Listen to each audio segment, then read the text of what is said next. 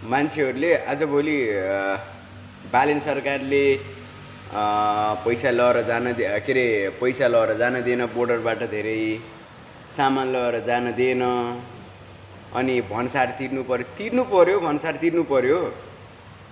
त्यसरी हाम्रो देश गरिब भइरहेछ नि त। हाम्रो देश गरिब भइरहेछ। भन्सार ट्याक्स तिरेपछि पो देश अनि पछि अलि धनी हुन्छ, पैसा हुन्छ देशसँग। अनि देशले के गर्छ, लुकी चोरी चकारी गरेर बोर्डरबाट सामान लुकाएर लगेर जाने। अनि त्यो फेरि लुकाएर लगेर जाने हाम्रो नेपाली दाजुभाइ हुन्न त्यहाँनिर। त्यो सामान उहाँसम्म पुग्दैन कि के अरे बोर्डरबाट छिरेको सामान काठमाडौँ पुग्दैन। त्यो सामान त्यो बोर्डरको उतापट्टि जाने बित्तिकै, नेपाल बोर्डरमा जाने बित्तिकै हो त्यहाँनिर व्यापारी हुन्छ, उसले डिल गर्ने हो। ऊ नेपाली हुन्न, त्यो इन्डियन नै हुन्छ, इन्डियाको गएर बसेको नेपालमा, अनि सबै आइडी प्रुफ सब उताको। त्यो सही गर्नुभएको हो बालेन दाइ तपाईँले। हो भन्सार तिर्नै पर्छ, किन तिर्नु परेन?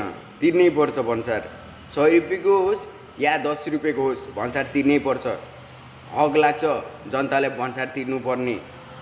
किन हक लाग्छ भन्दाखेरि 100 रुपियाँको तपाईँले सामान लाँदाखेरि 10 रुपियाँ ट्याक्स किन लाग्छ भन्दाखेरि 90 रुपियाँमा इन्डियामा पाइरहनु भएको छ नि तपाईँले। उहाँ किन 100 रुपियाँ परिरहेछ थाहा छ तपाईँलाई? ट्याक्स खर्च हुन्छ, बाटो बनाउनु पर्यो, हरेक नेपालको लागि खर्च हुन्छ। अनि तपाईँले त्यहाँ चोरी चकारी गरेर लगेर गइराख्नु भएको छ। अनि नेपालको विकास कसरी हुन्छ? यो ट्याक्स तपाईँहरूले ट्याक्स तिरेर पनि तपाईँले पछि नेपाल बनेन भने भन्न पाउनुहुन्छ तपाईँले सरकारहरूलाई। तैँले यस्तो गरिस् उस्तो गरिस् है सरकार भनेर तपाईँले भन्न पाउनुहुन्छ, अगाडि भन्न पाउनुहुन्न। अब अस्ति एउटा के भाइरल भएको थियो नि चाहिँ 6 वर्ष काम गरेर सुन ल्याएर आएर छोराको लागि भनेर। छोरालाई ल्याउनुहोस् या आमालाई ल्याउनुहोस् या बाउलाई ल्याउनुहोस् या दाइलाई ल्याउनुहोस्, जोसुकैलाई ल्याउनुहोस्, त्यो कुरै मतलब भएन के। त्यो सामान कतिको हो? 60,000 70,000को होला, कमसेकम 600 रुपियाँ भन्सार। तपाईँ जस्तै 100जनाले त्यस्तै भन्न थाल्यो, सबले 100जनाले छुट गर्न थाल्यो भने कतिजना होला भन्नु ल? 100को कमसेकम 60,000 हो कि 6,000? म धेरै पढेको छैन, 6,000 नत्र 60,000 यस्तो हुन जान्छ भन्सार। अनि एकजनाले छोडिदियो भनेपछि त्यसलाई छोडिस् हाम्रै नछोड्ने भनेर फेरि जनता भड्किन्छन्। त्यही भएर सबलाई एउटै नियम लागू हुनुपर्छ।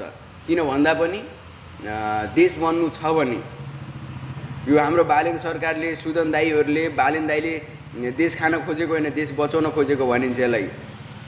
हाम्रो यो टिआरपी